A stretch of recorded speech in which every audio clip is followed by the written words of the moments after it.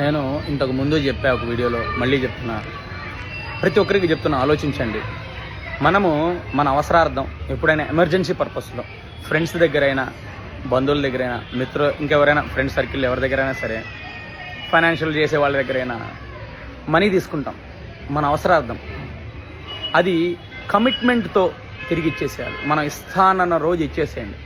ఎందుకంటే వాళ్ళకి ఏ కమిట్మెంట్స్ ఉన్నాయో, డబ్బు తీసుకునేటప్పుడు దేవుడిలాగా, డబ్బు అడిగినప్పుడు రాక్షసుడిలాగా ట్రీట్ చేయడం ఎంతవరకు కరెక్ట్?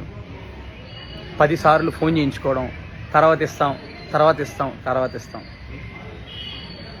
మన అవసరానికి వాళ్ళు సహాయం చేశారండి, గుర్తుపెట్టుకోండి. ఏ రూపంలోనే అవ్వచ్చు. మనం కమిట్మెంట్ మిస్ కాకూడదు. కమిట్మెంటే మాట ప్రధానం. పలానా రోజు ఇస్తా అన్నప్పుడు తల తాకట్టు పెట్టైనా ఇవ్వాలి. అంతేగాని డబ్బు తీసుకునేటప్పుడు దేవుడిలాగా, రిటర్న్ అడిగినప్పుడు రాక్షసులాగా ట్రీట్ చేయడం ఎంతవరకు కరెక్ట్ అండి? ఆలోచించండి ప్లీజ్.